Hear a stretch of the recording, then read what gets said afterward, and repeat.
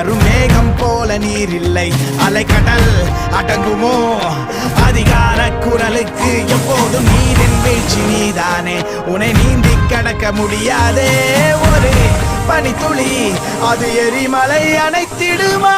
வெட்டுக்குழியின் கூப்பாடு இனி நாட்டுக்குள்ள கேட்காது, இன முகவரி அது இனி விழித்திறந்திடுமே. வெட்டுக்குழியின் கூப்பாடு இனி